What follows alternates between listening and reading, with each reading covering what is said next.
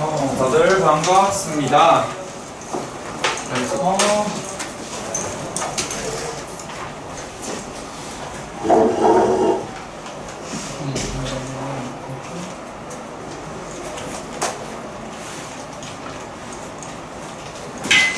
이번 주제가 12문제였다면서요? 12문제로 줄여서 나왔다면서요?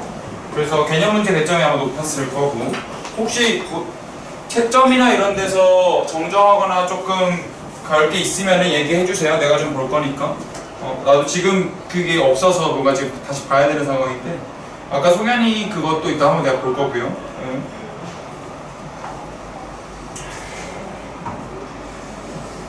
자, 그래서 오늘 이제 집합 들어갑니다.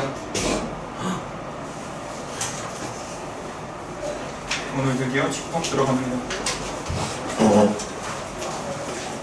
아예 단원이 분절이 되는 그런 상황이네요.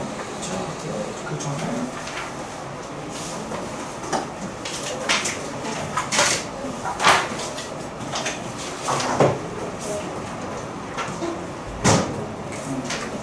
자, 이번 인덱스 좀 작성을 받을게요.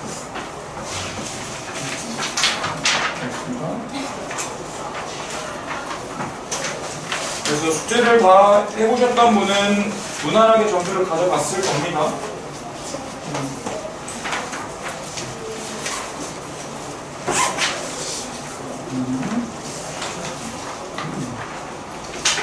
그리고 이번에 간격 지금 나왔거든요. 그래서 그거 이따가 받아가시면 되고요. 승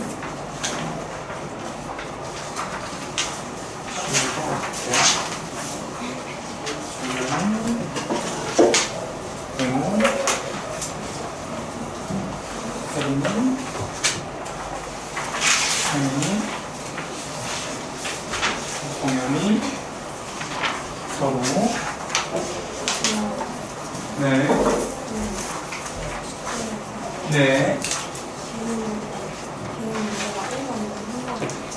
네네. 네. 네. 문제 이번 문제가 3번 문제가 돼서 2번 문제 가겠어요. 네. 네. 그러면 이제 저희 다음 주 토요일 해야지 되잖아요. 네, 맞아요. 다음 주 왜요? 수행하고 있어서 네. 저희 조가 애들이 중간에 네.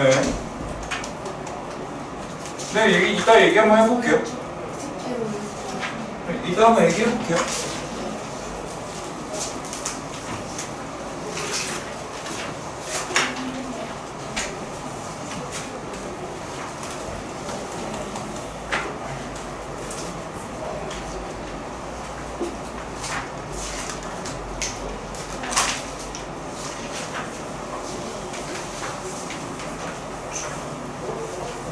혹시 또 내가 이렇게 중점적으로 봐야 될 것들이 있으면 얘기를 해줘요. 안 그러면 내가 몰라. 그런 분들은 송현이 아까 그거랑 하프스 얘기랑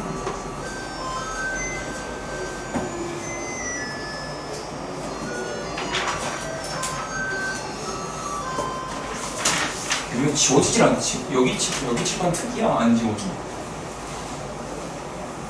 우와. 우와.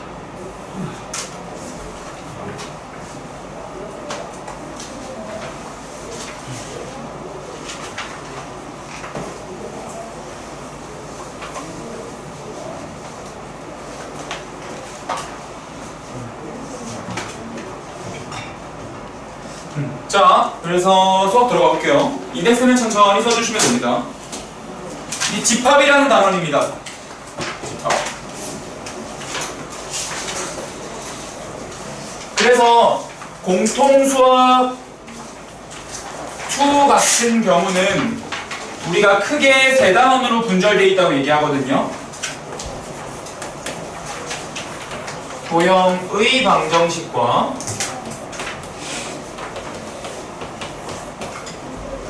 집합 포함 영재 그리고 함수 단원 이렇게 세 단원으로 구성되고 그 중에서 우리가 33% 3분의 1 지점에 도달을 한 겁니다. 그러고 나서 집합과 명제가 이렇게 있는 거고요. 집합 단원은 아예 이야기가 새로워지거든요. 아예 이야기가 새로운 게 나갈 거고 딱 분절이 좀 되어 있다라고 생각하면 편해요. 그리고 집합과 명제는 여러분들이 확통을 들어갈 때 조금 더 이 내용이 깊이 있게 다뤄지는 경우도 있거든요. 그래서 이 내용이 나중에 이런 식으로 연결이 된다는 것만 알아두시면 좋을 것 같고, 또 집합을 배우는 두 번째 의미는 우리가 수학적으로 조금 덜 엄밀했던 개념들을 엄밀하게 만드는 도구예요, 집합은. 그래서 조금 더 수학적 정의, 특히 함수의 정의를 줄 거거든요. 엄밀한 정의를 줄 건데, 그냥 함수 보고 그림이요 라고 얘기하는 게 아니라, 그 정도 수준이 아니라 함수가 무엇인지를 설명하기 위한 어떤 도구적인 장치다 라고 생각하면 되겠어요. 그러면서 약간 논리학적인 지식도 들어가 있죠. 그래서 내가 되게 사랑하는 단어 중 하나입니다. 집합과 명제는. 그래서 일단 집합이 무엇이냐라고 하면은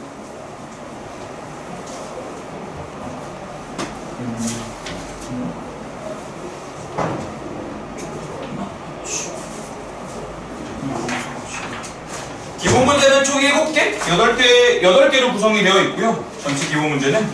근데 개념이 생각보다 할만한데? 라는 느낌이 많이 강할 겁니다. 집합 자체가 그렇게 어렵진 않아서 우리 용어 정리부터 할 겁니다. 용어 정리부터.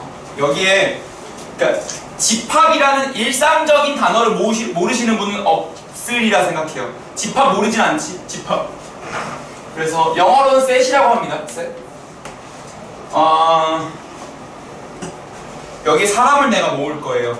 근데 여기 잘생긴 사람들의 집합.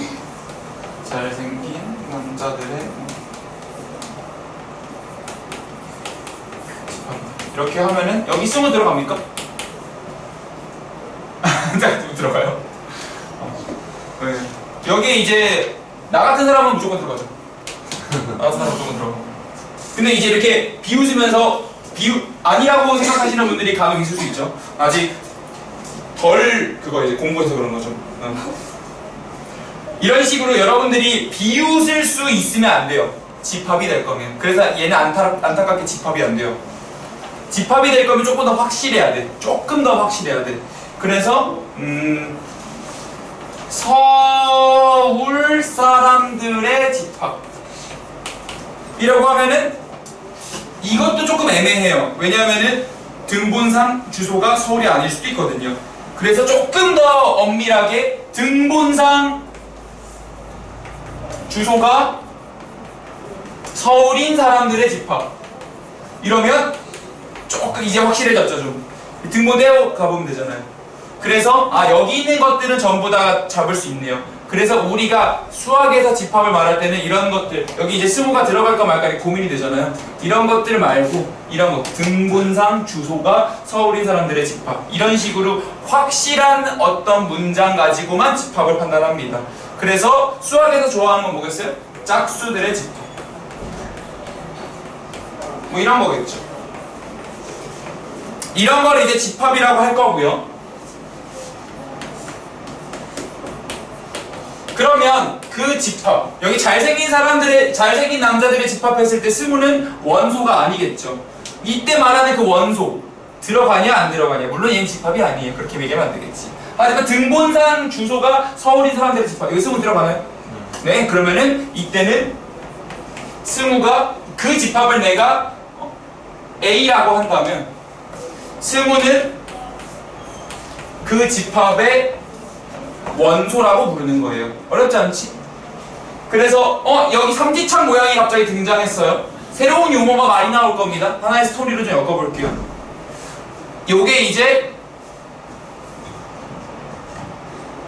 우리 수가 원소가 되는 건데요. 우리 원소는 영어로 엘리먼트라고 하죠. 그래서 그 E를 앞글자를 따서 집합의 원소입니다 라는 기호가 되는 거예요. 여기까지 괜찮죠? 그래서 여기까지.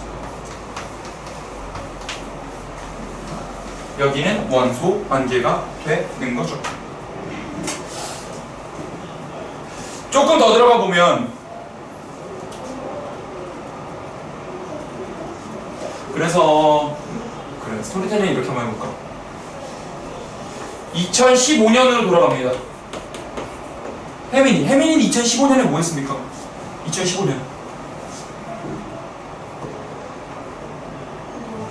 놀았어요?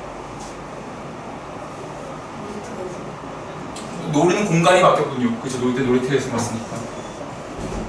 이제 2015년 머리가 육각형을 닮은 이렇게 하나의 고3이 대학교에 나옵니다.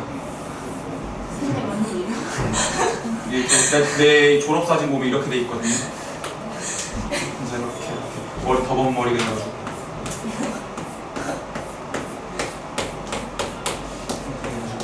육각형 머리를 가리려고 이렇게 더벅 머리를 놓고 이렇게 안경은 뿔테입니다. 그래서 두꺼운 안경을 이렇게 쓰고 학원 소개 사진에 직접 사진을 보여주시나요? 이렇게 생겼습니다. 이게 이제 고3 때 김경호입니다. 그래서 이제 딱 요때 대학에 갔었는데 그때 내가 다니던 수학학원은 두앤비라는 수학학원이었습니다. 두앤비였죠. 나의 삶을 설명하는데 빼놓을 수 없는 공간이죠. 왜냐하면 내가 같은 학원을 8년을 다녔으니까요. 그래서 여기서만 수학을 8년 공부했습니다. 근데 그 학원은 되게 독특했어요. 딱 요 정도 인원 데리고서 중학교 1학년부터 거의 학생 인원이 변동이 없었어요. 고3까지. 그래서 다 수학을 잘하는 애들이 이렇게 모여 있었겠죠. 정말로. 그래서 보통 이제 S반이라고 하면서 이제 있었고, 그때는 민사고라고 하면서 M반이라고도 불렀어요. 민사고의 가리기 이러면서. 이게 끼워주는 거죠. 그랬을 때 나는 두앤비라는 하나의 어떤 집합 안에서 원소로 활동하고 있었죠. 근데 그래서 김경호는 2015 버전 김경호예요. 15년도 버전 김경호. 두앤비의 원소였습니다. 그래서 D라고 한번 해볼게요. D 집합입니다. 근데 거기에 같이 다니던 내 절친이 있었죠. 한동훈. 지금도 가끔 연락하면서 지내는데 한동훈. 수학을 개 잘합니다. 다른 건 진짜 개 못하는데 수학을 진짜 개 잘했어요. 중앙대 기계공학과를 이렇게 논술로 붙어버렸거든요. 다른 거 진짜 아무것도 안 했었는데. 그래서 중앙대 기계공학과를 논술로 붙었는데 그것도 논술에서 수리논술로 1등을 먹어서 장학생으로 들어갑니다. 개 같은 거. 영어 진짜 개 못했는데. 근데 우리 동훈이 그거 아니야? 그 정치인 아니야? 그 정치인 아니야? 제발. 그 뉴스에 나온 동훈이 아니야? 그러니까 내가 얘기하거든요. 걔 아니야. 그 사람 내 피가 몰라요. 그래. 난 몰라. 난 그 사람 몰라. 난 뉴스를 안 봐. 그 동훈이 아니야. 진짜 내 친구 있는 동훈이에요. 갑자기 이렇게 우리 한 빼자. 우리 동훈이라고만 부를게요. 한 뺄게요. 진짜 한시거든요. 그 동훈이도 나랑 이제 같은 그 위에 다니고 있었죠. 그랬을 때 우리는 이제 나는 정시로 얘는 논술로 그냥 갔거든요. 최저만 맞춰가지고 우리는 입시를 성공한 사람들의 집합이라고 합시다. 바로 그 해에 대학에 간 사람이라고 가정해볼게요. 입시 성공 집합을 S라고 할게요. Success의 약자로. 그러면 사실 두앤비에서 한 명도 현역으로 못 가는 게 없었거든요. 다 갔어요. 그래서 내가 제일 못 갔거든요. 나는 다른 과목 나랑 중앙대만 이제 하고서 야 경희대가 위다 중앙대가 위다 이러면서 막 서로 막 이렇게 뭐라고 하면서 나머지는 다 이제 서울대 가거나 막 다 그랬었어요. 나만 이제 영어랑 국어 공부를 안 하고 얘도 드럽게 안 해가지고 둘이서 맨날 이렇게 하면 학교 심지어 고3 때 같은 반 했거든요. 그러면서 막 학교 남아가지고 야, 정육면체를 칠할 수 있는 경우의 수가 어떻게 되냐 이러면서 막 서로 막 이런 거 얘기하면서 막 지내고 그랬거든요. 다 입시를 성공했었어요. 심지어 그 반에 어떤 애가 있었냐면, 물론 지금이랑 그게 다르긴 한데 고대 수학과에 붙은 애가 있거든요. 고대 수학. 근데 항상 고3 때는 모의고사를 풀고서 수업에 들어옵니다. 하나 무조건. 그럼 그거 가지고 오답하고, 왜냐면 그때 수학이 다 돼 있으니까. 근데 걔가 8장을 끼고 풀기 시작해요. 암산구요. 개 같은 거.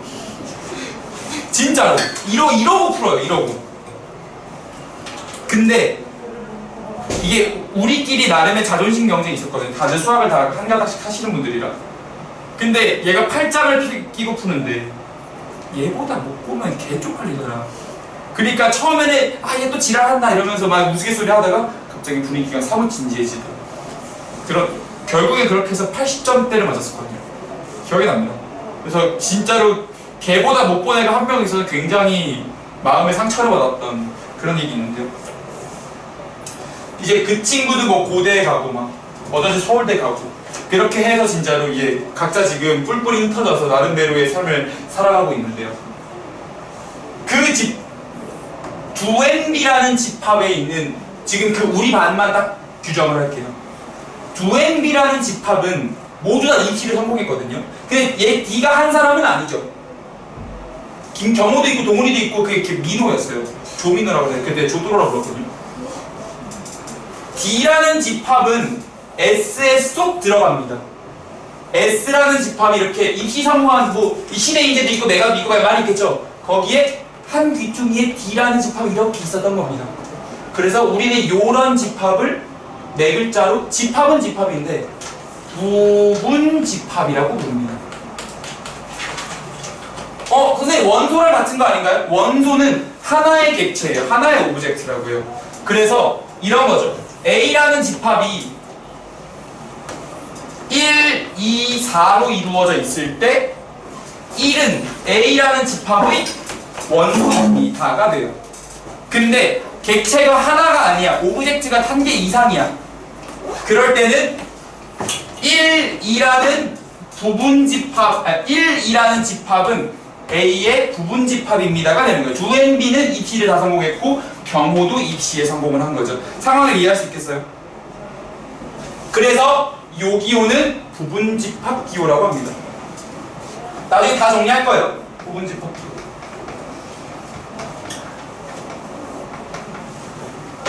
여기 엘리먼트의 약자일 때는 왼쪽이 원소, 오른쪽이 집합이었으나 여기서는 둘 다 두앤비라는 집합이 입시성공이라는 집합의 부분집합이다. 둘 다 집합이 됩니다.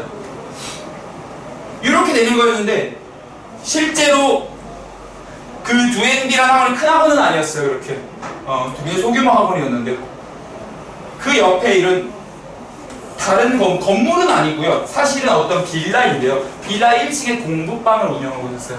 공부방이라고 운영할 거면은 실제로 뭐 내야 되거든요. 근데 공부방이 있었어요. 그 공부방을 집합 뭐라고 할까요? B라고 할까요? 공부방 집합을.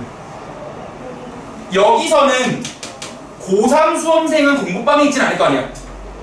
그래서 공부방이라는 데가 고3은 없어. 사람이 없어. 공부방이라는 집합에 사람이 없어. 없는 집합도 표현할 수 있어야 된단 말이죠. 그래서 그런 집합을 공집합이라고 합니다. 원소가 없는 집합이라고 하는 거죠. 공집합. 그리고 우리는 공집합이라는 집합은 특수한 집합이니까 이런 표기를 쓰고요. 영어로는 파이라고 합니다. 파이 아니야. 파이야. 파이. PHI. 그래서 지금 여러분들이 집합이 될 거면 구체적이어야 된다. 그 집합은 뭘로 구성되어 있다? 수무 같은 원소로 구성되어 있다. 근데 원소는 이 원소는 여기의 이렇게 엘리먼트 표시라면 원소라는 게 표현이 되는 거고, 그럼 원소가 아닐 수도 있죠. 예를 들어 볼게요. 우리 기장, 우리 아버지거든요. 인천에 계십니다. 그러면은 기장이는 A의 원소가 아니겠죠. 그래서 여기 있습니다. 원소가 아니다가 되는 거죠. 우리 아버지 인천에 계세요? 곧 만나러 가겠네요. 자, 이름이야. 자, 이름이야. 그 비행기 기장 말고. 그렇죠. 파일럿 아니야. 자, 근데 원소가 집합의 이런 관계가 될 수 있으면 집합과 집합도 관계가 있다 그랬죠? 부분 집합 관계요. 그래서 우리 2NB 집합은 입시에다 성공을 했었다. 그래서 입시 성공의 한 귀퉁이를 차지한다. 그래서 부분 집합이다가 되는 거고요. 부분 집합 얘기하면서 비어있는 공급방 집합도 얘기했죠. 그래서 그런 걸 공집합이라고 한다. 여기까지가 용어에 대한 설명이었어요. 그래서 집합, 원소, 부분 집합,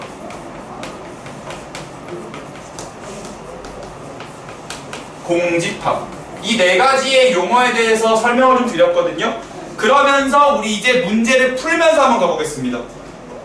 기본 문제 1번으로 가죠. 별거 없죠? 굉장히 일상적인 이야기들을 하기 위해서 만들어진 게 집합이에요.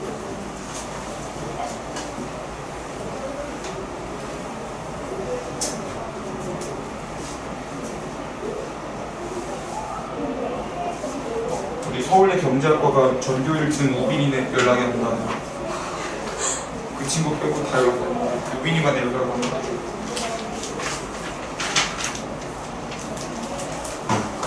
대단한 친구야.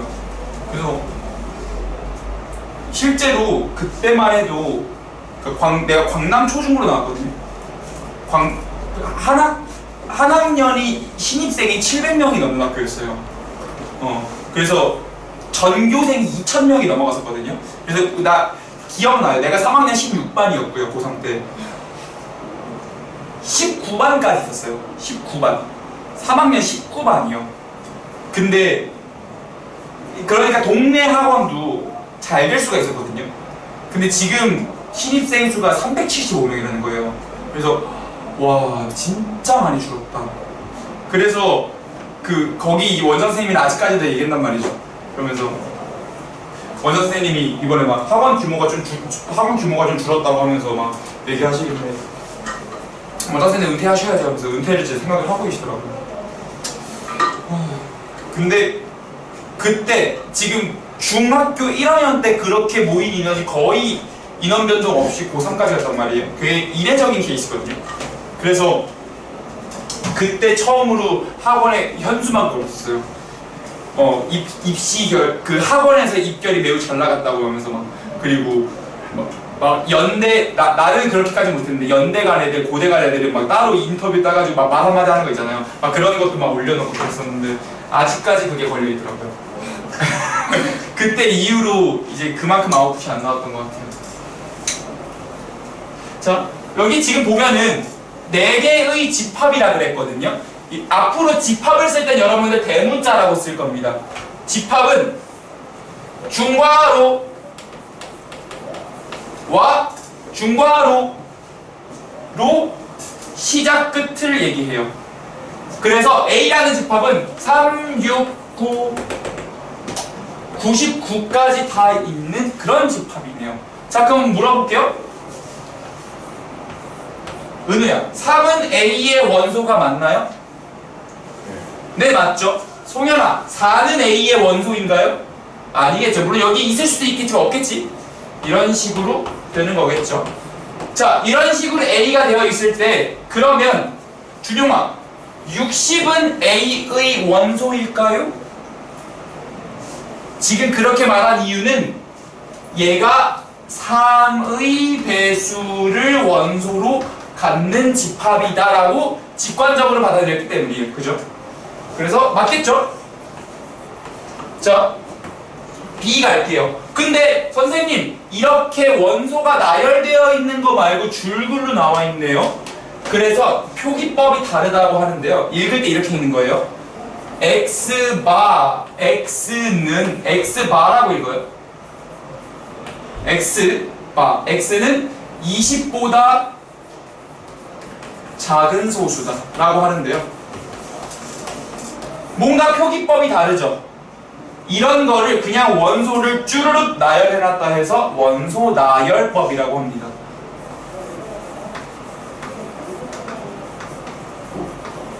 그럼 밑에 거는요? 얘는 원소가 나열되어 있는 게 아니에요. 얘를 조건 제시법이라고 부를 거예요. 자, 여기서의 특징은 대표 문자 X가 있다라는 특징이 있어요. 대표 문자요. 왜 대표 문자라고 하냐면, 승우야, 이거 X가 B의 원소란 뜻이니? 지금 이거? 아니에요. X가 있다는 게 아니야. 이게 꼭 X일 필요도 없고요. A는이라고 해도 됐어요. Y는이라고 해도 됐고. 이런 게 아니라 20보다 작은 소수를 원소로 갖는 집합입니다 라는 뜻이에요. 은우야, 20보다 작은 소수 뭐 있을까요? 하나씩 불러볼까요? 2, 3, 5 계속 해볼게요. 11, 13, 17 이렇게가 집합비겠죠.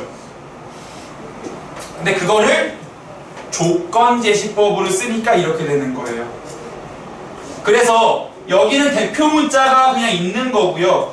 X가 뭔데? X는 20보다 작은 소수야.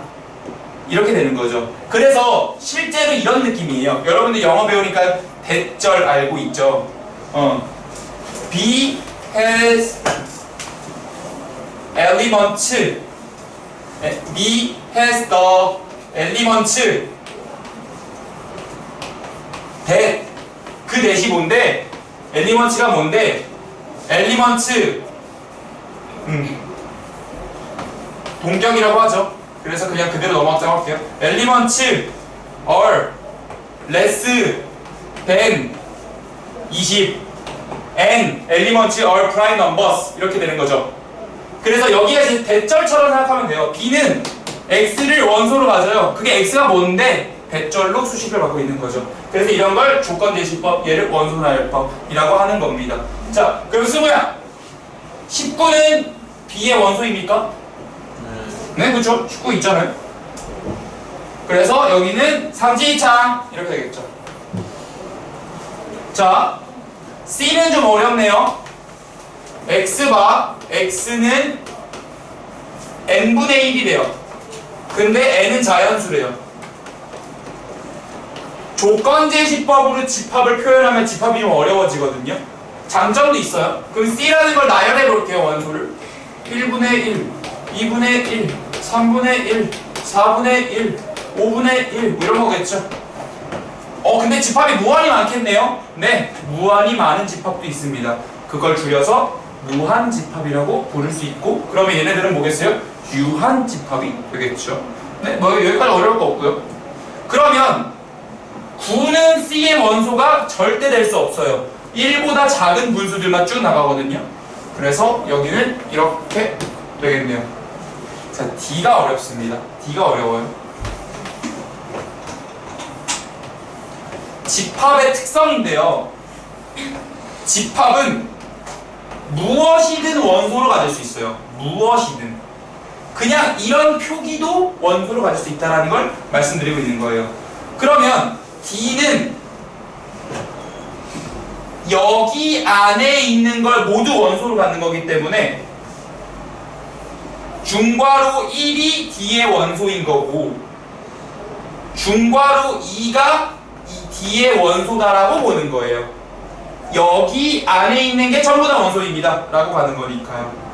그래서 절대 여러분들은 1이 D의 원소다 이런 것만 알아면 돼요. 왜요? 중괄호 1이 D의 원소라고 그랬지 1이 D의 원소라고 한 적은 없거든요.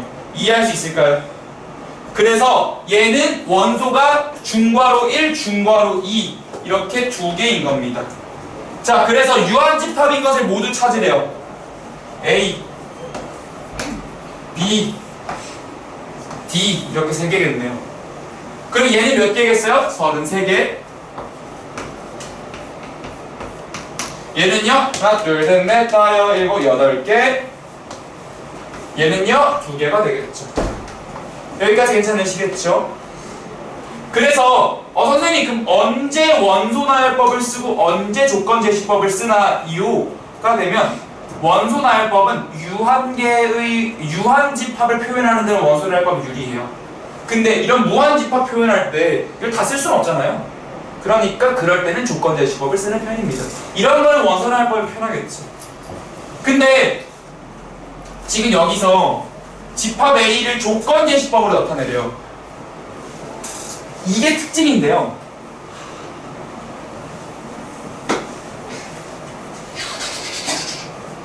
이거를 조건제시법으로 나타낼 거면 여러분들이 피처를 발견한다 하거든요. 특징을 발견해내셔야 돼요. 그냥 아무런 규칙성이 없는 게 아니잖아요.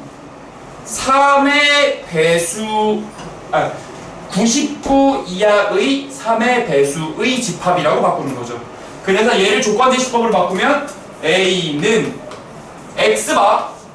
X는 99 이하이면서 3의 배수 뭐 이런 식으로 바꿔야겠죠. 이때 여기 있는 X는 대표 문자니까 꼭 X가 될 필요는 없고요. A라고 써도 무방하다. 같아지기만 하면 되니까요. 이런 게 집합입니다. 전혀 어려울 거 없죠. 그냥 굉장히 상식적이죠. 그래서 여러분들 유제 1번 여기까지 들었으면 충분히 할 수 있을 거거든요. 유제 1번 한번 해보세요. 아이 피곤해. 아이 피곤해. 나도 피곤해. 어제 일을 딱 끝내니까 여기서 새벽 3시인 거예요. 저 오랜만에 N 버스를 타고 집에 갔어요.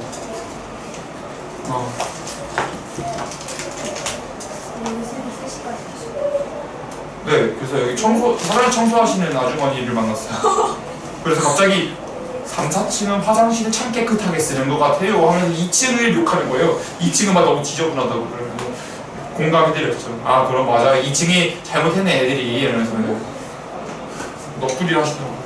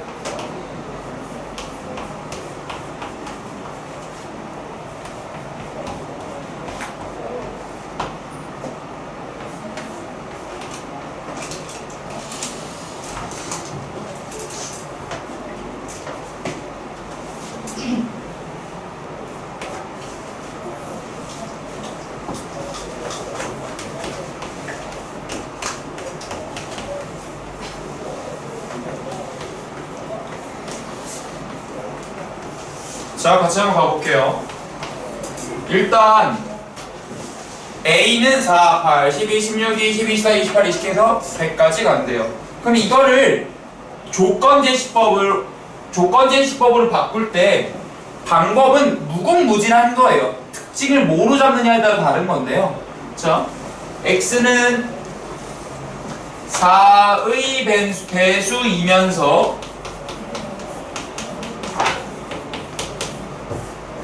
x100 이하의 자연수다. 뭐 이런 식으로 쓰면 되겠죠.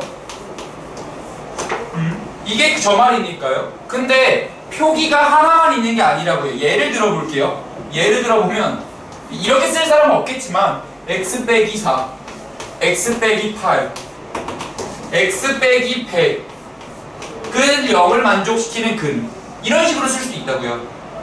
방법은 무궁무진하게 많다. 특징을 뭐로 잡느냐는 내 판단인데 그 특징은 상식적인 특징을 잡는 거겠죠. 그래서 뭐 이런 식으로 나올 거고요. 자, B 같은 경우가 독특한데요. 집합은 무엇이든 원소로 가질 수 있어요. 무엇이든. 그냥 여기 중괄호 안에만 넣으면 돼요. 그러면 요거 파이라 그랬어요. 기호의 이름이 파이야. 파이가 아니라 파이야. 파이는 이거고요. 파이. 얘는 파이라고 있거든요. 그래서 파이는 B의 원소입니다 라고 쓰는 거죠. 이때는.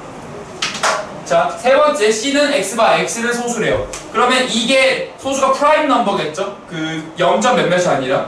그래서 2, 3 이렇게 가는 거겠죠. 그래서 아, 얘는 무한집합이구나 라고 알 수도 있고요. D 같은 경우는 아, X바 X는 2n인데 n은 자연수니까 2, 4 이렇게 가는 거구나. 그럼 얘는 짝수구나. 짝수 집합이고 얘도 무한집합이구나. 이렇게 알 수 있겠죠. 그래서 2번은 됐고요. 1번에 20은 A의 원소 맞죠? 5는 B의 원소 맞고요.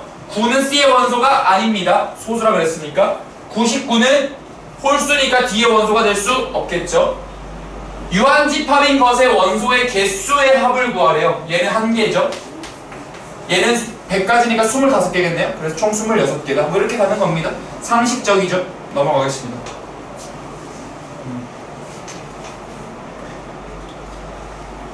자, 새로운 연산이 나왔을 때 그 규칙을 잘 따라가 줄 수 있느냐에 대한 이야기네요.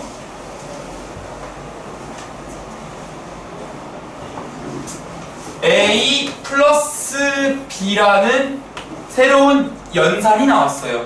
연산이요? 네, 집합도 연산이 됩니다. 그래서 요 집합은 뭐냐면 X봐. X는 A 플러스 B래요. 근데 그 A가 뭔데요? A의 원소이며 B는 B의 원소다. 이렇게 돼 있거든요. 천천히 가볼게요. 근데 A가 집합 0, 1이고 B가 집합 1, 2래요. 그러면 A의 원소가 될 수 있는 게 A가 0일 때 B가 1일 수도 있고요. A가 0일 때 B가 2일 수도 있고요. A가 1일 때 B가 1일 수도 있고요. A가 1일 때 B가 2일 수도 있습니다. 그랬을 때 그 두 개를 더한 걸 X로 받아서 그거를 원소로 갖는 집합이 돼요. 뭐가? A 뿔 B가. 그러면 얘는 1, 얘는 2, 얘는 2, 얘는 3이 되면서 A 플러스 B라는 집합은 1, 2, 3을 원소로 갖는 집합이 되겠네요. 여기서 집합의 특징이 하나가 나오는데요. 지금 2가 2개 나왔죠. 근데 그거를 하나만 체크하죠. 아, 집합은 중복되는 값을 하나만 카운팅하는구나 라고 아시면 됩니다. 그래서 예시를 들어보면 A는 2 빼기 1, 3 빼기 2, 1 더하기 1, 2의 1제곱 이렇게 써서 원소가 4개예요 라고 말하시면 안 되는 거예요. 각각의 밸류가 다 여기 무슨 소리 하는 거? 2분의 2 이렇게 써서 각각의 밸류가 다 1이죠. 그래서 얘는 이렇게 쓰는 게 아니라 그냥 이렇게 쓰고 원소 개수가 하나다라고 읽는 거거든요. 집합의 특징입니다. 겹치는 건 하나만 카운팅한다. 그래서 뭐가 됐든 A 플러스 B의 집합은 1, 2, 2, 3이 아니라 1, 2, 3이 되는 겁니다. 얘는 1, 2, 3이 될 거고요. 조금 이어가 볼게요. A 뿔 A래요. 그러면 여기가 그냥 A가 되면 되는 거죠. 그러면 A가 0일 때 또 A가 0일 수도 있고요. A가 0일 때 A가 1일 수도 있고 A가 1일 때 A가 0일 수도 있고 A가 1일 때 A가 1일 수도 있겠죠. 그래서 0, 1, 1, 2가 될 거라서 A 합 A는 집합이 0, 1, 2가 되겠네요. 이런 식으로 가는 겁니다. 근데 여기 B와 A 뿔 B에 또 플러스를 해달래요. A 뿔 B가 뭐였는데요? 1, 2, 3이었잖아요. 그러니까 될 수 있는 걸 또 바꿔가면서 B와 A 뿔 B를 써주시면서 그 경우의 수가 6가지가 나오겠네요. B가 될 수 있는 건 1, 2고 A 뿔 B가 될 수 있는 건 1, 2, 3이니까 그래서 1일 때 1, 1일 때 2, 1일 때 3, 2일 때 1, 2일 때 2, 2일 때 3 이렇게 돼서 2부터 3, 4, 3, 4, 5가 되니까 2, 3, 4, 5가 요 녀석을 말하는 거겠죠. 그래서 중괄호 2, 3, 4, 5다. 지극히 상식적인 이야기를 하고 있습니다. 그러면은 덧셈이 있으면 뭐가 있겠어요? 곱셈이 있겠죠. 여러분들은 유제를 한번 해보죠. 별거 아니에요. 유제 2번입니다. 똑같은 원리로 그대로 가시면 돼요. 유제 2번 한번 해볼게요.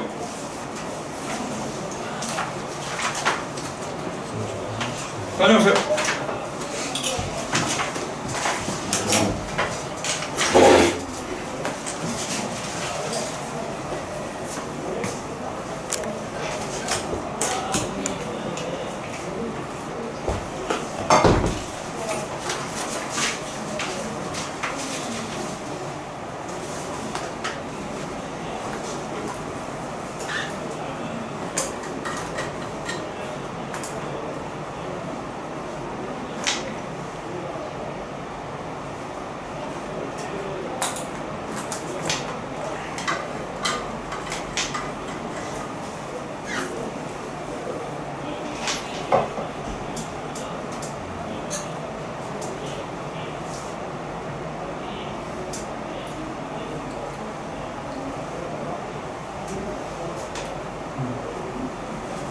오늘 너무 일찍 와서 피곤하고 막 다녀오세요. 물 한잔 드시고 오세요.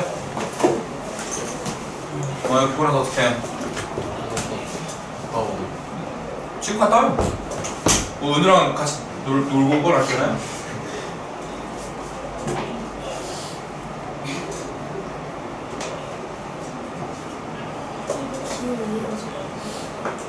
네, 설명드릴게요.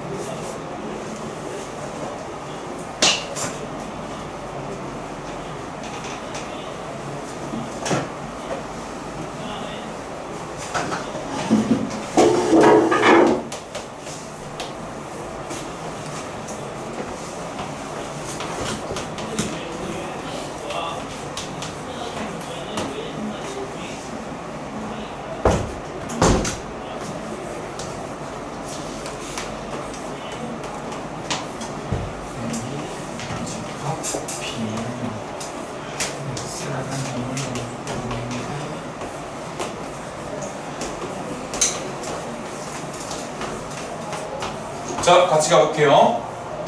지금 이 곱집합 보면은 A에 있는 원소 하나 뽑고 B에 있는 거 원소 하나 뽑은 다음에 두 개를 곱한 게 이 녀석의 원소입니다 라고 말을 하고 있죠. 그 목소리가 들리시죠? 그러면은 여기서 나올 수 있는 게 혜민아, A에 있는 원소 아무거나 하나 불러볼래? 네, 1이요. B에 있는 원소 아무거나 불러볼래? 네, 둘 곱하면 얼마니? 네, 그래서 0은 이 녀석의 원소라는 뜻입니다. 이해했어요? 네, 그거 케이스 답으로 돼요. 그러면 0. 내가 A는 1을 부를게요. B에 있는 원소 아무거나 다른 거라 불러볼래? 네, 네, 그럼 둘이 곱하면 얼마니? 네, 그래서 1도 원소래요. 개쉬움.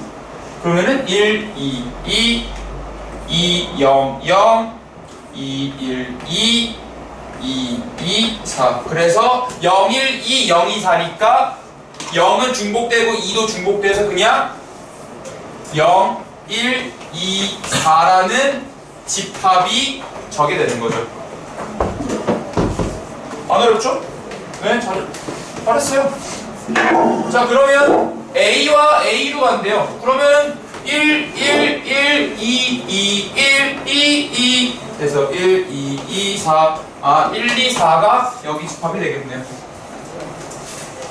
여기도 마찬가지로 012, 012니까 00, 01, 02, 10, 11, 12, 20, 21, 22 총 9가지 경우가 나가면서 여기는 전부 다 0이고요. 여기도 0이고 여기는 1, 여기는 2, 여기는 0, 여기는 2, 여기는 4가 돼서 0, 1, 2, 4만 나오겠네요. 그래서 그냥 새로운 연산을 하나 만들어 놓고 그걸 따라갈 수 있는가 그 싸움을 하고 있었습니다. 그래서 우리 이제 집합의 연산이라는 걸 했어요. 조금 더 이제 형식화된 이야기들을 해볼까요? 형식화된 이야기요.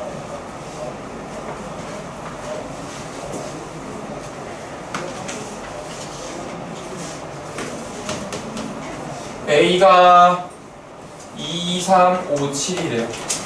승호야, 이거 원소 나열법으로 되어 있는 거죠? 조건 제시법으로 바꿀 수 있겠어요? 10 아래에 네, X바 X는 10 아래 소수 10 이하의 소수. 잘했어요. 그래서 이런 거를 원소 나열법이라고 부른다 했어요. 그리고 이걸 조건 제시법이라고 부를 건데요. 요거 말고서 하나의 방법이 더 있어요. 집합의 표현 방법이라거든요. 그거를 벤 다이어그램이라 합니다. 영국의 수학자 이름이 벤이어서 벤의 그림 표현 방법, 그래서 벤 다이어그램이 되는 거거든요. 보면은 A가 2, 3, 5, 7이잖아요. 그럼 이렇게 하는 거예요. A에다가 넣고 2, 3, 5, 10이라고 쓰는 거예요. 이렇게 하는 거를 그림으로 표현했다 해서 벤 다이어그램이 되거든요. 이렇게 세 가지의 방법이 있다라고 합니다. 근데 B라는 집합이 2, 3, 5라고 했어요. 그러면 B라는 집합은 A라는 벤 다이어그램에 쏙 들어가는 그림이 나오겠죠. 그리고 7이라는 친구는 여기 바깥에 있겠네요. 이런 식으로 하는 게 벤 다이어그램 표현 방법이거든요. 훨씬 직관적이죠. 2, 3, 5는 여기 안에 있을 테니까. 근데 C라는 친구가 7, 11, 13이래요. 그러면 A랑 C가 포함되어 있지는 않아요. 애매하게 걸쳐 있거든요. 그래서 이렇게 했습니다. 그러면 7은 겹치고 겹치지 않은 부분에 11과 13이 있겠죠. 이런 표현 방법이 벤 다이어그램이에요. 포함 관계를 나타내는 데 적절하거든요. 그래서 우리 아까 전에 부분 집합 표현할 때 이런 걸 얘기했는데요. B는 A의 부분 집합입니다. B라는 거대한 집합, 원소가 아니야, 집합이야. 객체가 3개니까요. 2, 3, 5라는 부분 집합이 A에 포함됩니다. 그래서 이거 선생님 그 얘는 뭐의 약자예요? 라고 하면은 아까 원소는 지금 2라는 원소는 A에 속한다라고 표현하고요. 그래서 2는 A에 속한다 라는 표현을 보통 쓰고요. 혹은 뭐 A의 원소다 라고 하고요. 엘리먼트의 약자였는데 그럼 이거 C는 컨테인의 약자가 됩니다. 컨테이너 할 때 그 컨테인이죠. 그래서 C가 약자로 들어가 있는 상태가 되고요. B는 A에 포함된다. 이런 식으로 얘기합니다. 괜찮을까요? 그래서 선생님 그 C는요? C는 A에 포함되지는 않죠. 남아있잖아요, 애매하게. 그래서 이런 녀석들이 애매하게 남아있어서 C는 A에 포함되지 않는다라고 얘기합니다. 매우 직관적으로 원소나열법, 조건제시법, 벤 다이어그램을 그려드렸고요. 그러면 이걸 이해할 수 있으면 우리 이제 사칙 연산이 있듯이 집합에도 4개의 연산이 있거든요. 그거를 배울 겁니다. 가보자고요. 상식적인 이야기 좀 하고 빨리빨리 아까 합시다. 다시 한번 A가 2, 3, 5, 7, B는요 3, 5, C는요 5, 7, 11 이렇게 있다고 하면 우리 A와 C의 요런 연산을 하나 배울 거고요.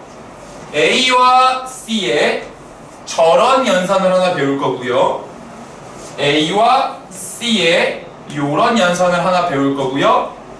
A의 요런 연산도 하나 배울 겁니다. 네 가지의 연산만 딱 배우면 돼요. 이거는 우리 뭐에 대응이 되냐면 덧셈이라고 생각하세요. 얘는요 곱셈 처리라고 생각하시면 되고요. 얘는요 뺄셈 생각하시면 됩니다. 얘는 약간 느낌이 달라서 그 느낌이 그렇다는 거예요. 그래서 A 합집합 B라는 건 이런 겁니다. A와 C에 있는 걸 모조리 다 써. 2, 3, 5, 7, 5, 7, 11. 근데 중복되는 건 한 번만 써. 그런 뜻이에요. 여기까지 괜찮겠어요? 그리고 이걸 뭐라고 읽냐면 A 합집합 C라고 있습니다. 합집합이라고 읽어요.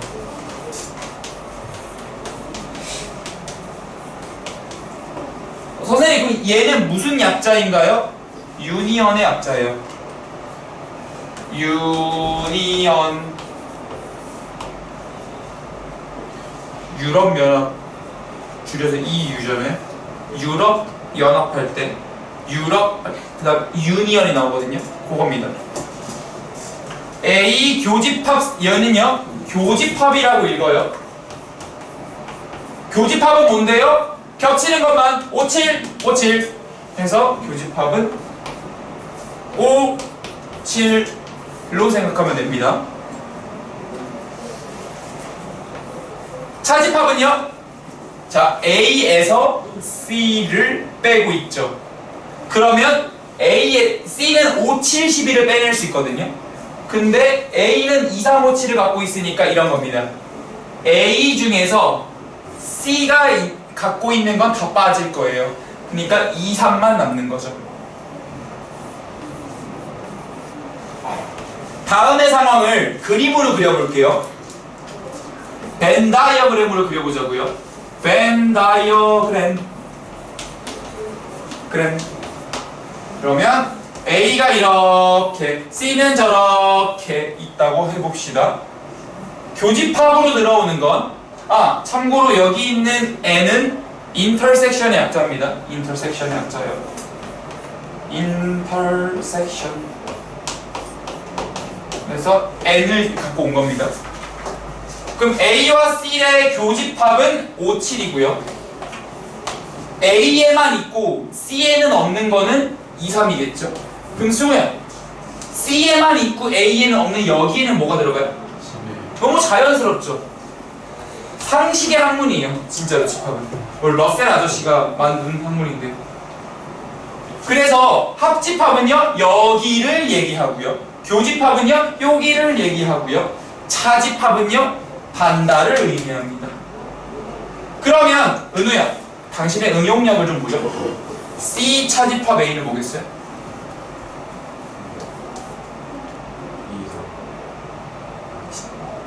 A 차집합 A에서 C를 빼니까 2, 3이 나갔어. C에서 A를 빼면은 만 집합 기호로 써주시면 되는 거죠. 이해할 수 있겠어요? 간단하다고요. 그래서 선생님, 이건 뭡니까? 여기 있는 C 아니야. 다른 의미의 C야. 얘는 연산자 C인데요. 얘는 이제 얘는 차집합이라고 부르고요. 여기 있는 C는 남을 여자 써서 여집합이라고 합니다. 자, 근데 여집합은 요런 게 포인트입니다. 어떤 U라는 집합이 있어요. 1, 2, 3, 4, 5. 근데 U라는 집합은 매우 독특한 집합으로서 도화지에 그림을 그릴 거면 우리 도화지는 있어야 되잖아. 도화지 같은 역할입니다. 그래서 얘를 전체 집합, Universal Set의 약자를 써서 U라고 씁니다. 그러면 전체 집합이 이렇게 있어요. U. 여기에 전체 집합에는 당연히 모든 게 다 있어야 돼요. 7도 있어야 되죠. 그리고 11도 쓸게요. 그러면 전체 집합은 보통 직사각형으로 그리고요. 그 안에 있는 집합을 A라고 씁니다. 얘가 이 도화지. 그 안에 그림을 그린 거예요. 그러면 여기가 2, 3, 5, 7 들어가는데 여기에 1도 있고요. 4도 있고요. 11도 여기에 있을 거예요. 그러면 A의 여집합은 전체 집합에서 아닌 A인 걸 빼면 됩니다. 그래서 1, 4, 11이라고 쓰면 돼요. 여기까지 괜찮을까요? 그래서 요거는 전체 집합, 차집합 A라고 부르기도 합니다. 그래서 지금 선생님 그럼 여기 있는 C는 뭔데요? 컴플리먼트의 약자입니다. 여분, 보충 뭐 이런 뜻이죠. 그래서 지금 딱 이 네 가지 연산만 우리 집합에서 배워요. 직관적이죠. 합집합, 둘 다 연결된 거, 교집합, 겹치는 거, 차집합, 여기서 얘 뺀 거, 여집합, 전체에서 아닌 것이 되는 거죠. 그래서 요 네 가지가 우리 집합의 연산이라고 부르는 것들이고요. 요거를 할 수 있으면 우리 문제를 풀면서 쭉 들어가 볼 수 있습니다. 자, 기본 문제 3번으로 갈게요. 이 스토리가 이제 나올 겁니다.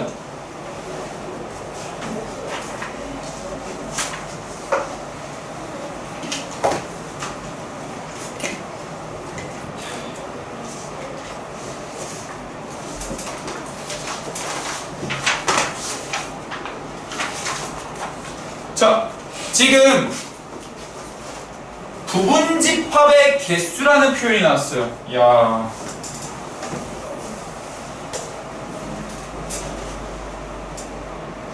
우리 부분집합은요, A가 이렇게 있을 때 A의 부분집합은 A 안에 이렇게 쏙 들어가야 되잖아요? 이렇게. 우린 이런 상황을 A contain B라고 부르거든요. B는 A의 부분집합입니다. 그러면 이렇게 쏙 들어갈 거면 지금 A, B, C, D, E가 이렇게 있는 건데 지금 5명이 이렇게 있고 5명이 들어갈 수 있는 자리가 1번 영역 아니면 2번 영역인 거예요. 다시 이제 나는 요 그림에 원소를 배치할 거예요.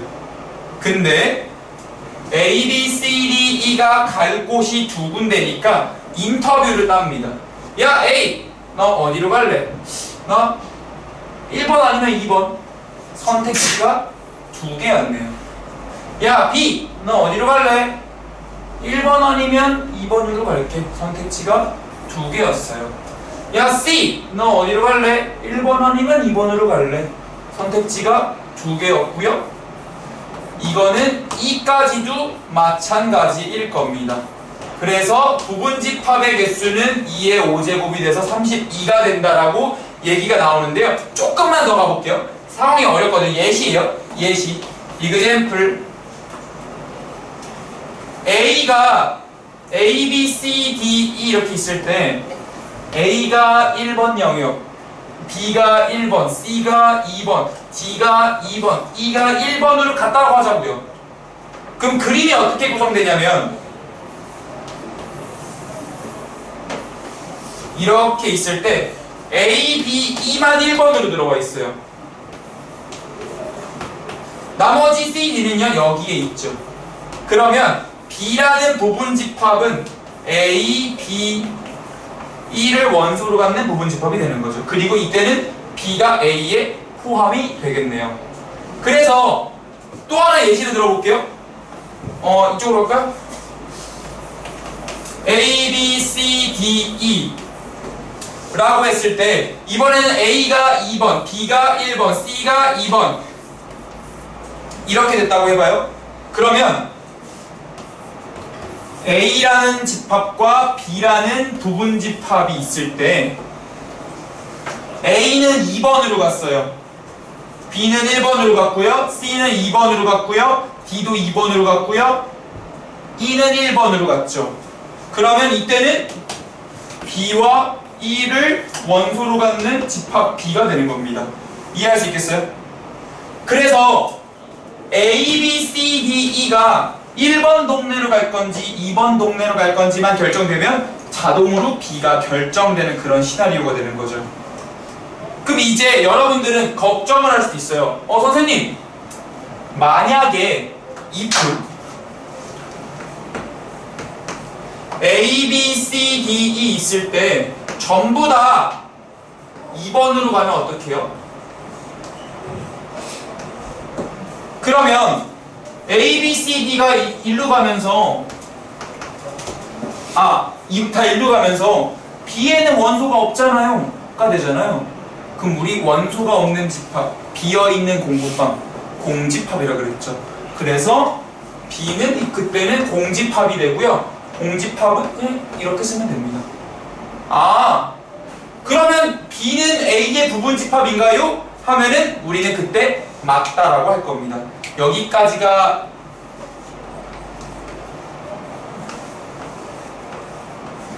그래서 우린 여기서 하나의 사실을 알게 되는 겁니다. 공집합은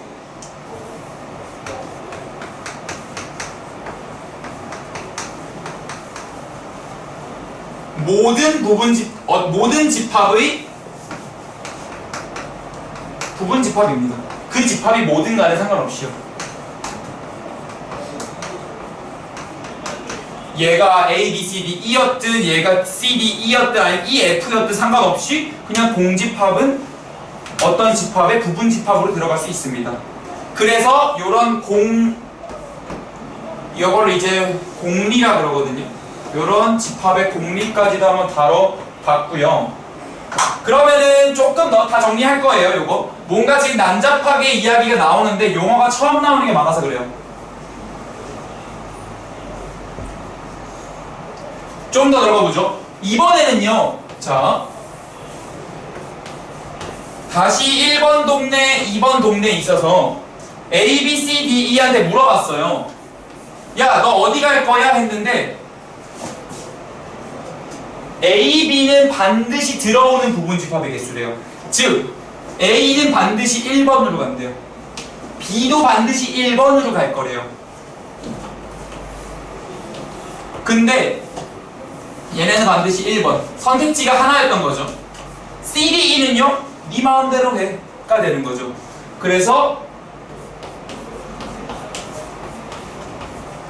2의 세제곱이 돼서 그때 부분집합은 8개가 됩니다. 8개 정도는 다 쓸 수 있거든요. 다 써볼게요. A, B 집합 B가 A, B 이거나 A, B, C 혹은 A, B, D 혹은 A, B, E 혹은 A, B, C, D 혹은 A, B, D, E 혹은 A, B, E, C 혹은 A, B, C, D, E 이렇게 2개일 때 원소가 3개일 때 4개일 때 5개일 때의 부분집합의 개수를 다 써봤어요. 그래서 A는 이때는 1번으로 가고 1번으로 가고 얘네들은 상관없어 선택지가 2개씩 들어가는구나. 그래서 8개였고요. 자, 조금 더 들어갑니다. A, B는 속하고 C는 속하지 않는데요. 그 말은 뭐예요? 야, C 너 어디로 갈 거야? 야, 나 이번 회식 안 갈래. 나 2번으로 갈래. 그래서 여기가 1로 들어가면서 이때는 한사를 좀 타시겠다. A, B, C, D, E로 갈 때 얘는 반드시 1번, 얘는 반드시 2번으로 가는데 D, E는 상관없어가 돼서 4가지가 되는 거죠. 그래서 이때는 부분집합 개수가 4개일 겁니다. 4개 정도는 다 써볼 법하겠죠? 다 써볼게요. 지금 아까 전에 A, B가 반드시 포함되는 부분집합 다 썼잖아요. 그 중에서 C가 없어야 되니까 하나, 둘, 셋, 4개겠네요. 얘네들이 A, B는 속하고 C는 속하지 않는 모든 부분집합의 개수가 되는 겁니다. 영역 구분을 통한 부분집합 개수 카운팅하기라는 거거든요. 그래서 요거는 계백문에 좀 쓸 게 있어요. 여러분들 계백문을 좀 꺼내주실래요?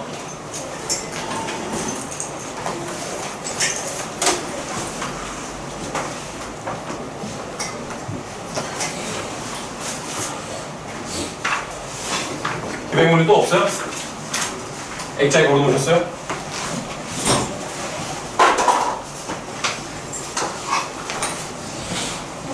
계백문 없어요?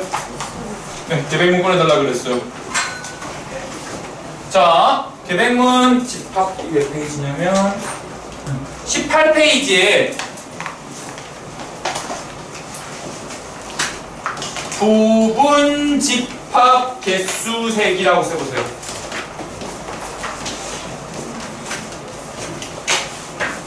라고 했을 때 예시로 A가 A, B, C, D, E일 때 1번 A의 부분집합 개수는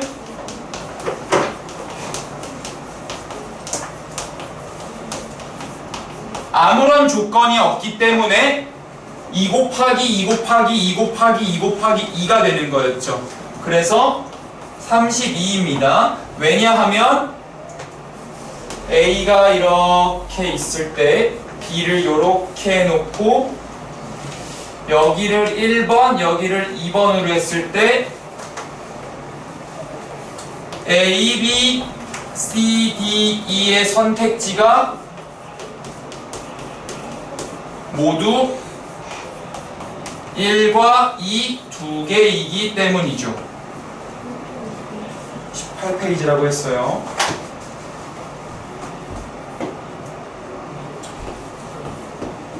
그런데 A의 부분집합 개수라고 하지 않고 어떤 특정 조건이 걸려 있어요. 예를 들어서 D는 속하고 E는 속하지 않는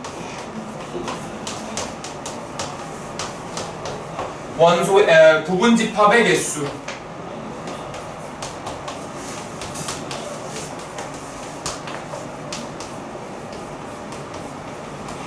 라고 하면 A와 B 이렇게 영역 구분이 되어 있을 때 A, B, C, D, E 중에서 D는 반드시 1번으로 고정되고 E는 2번으로 고정이 되고 나머지만 고정되지 않기 때문에 2 곱하기 2 곱하기 2 곱하기 1 곱하기 1이 돼서 이때는 2의 세제곱이 된다. 이런 식으로 예시를 통해서 작성을 해놓으면 되는데 쉬는 시간 끝나고 하죠. 쉬는 시간 잠깐 쉬었다 합시다.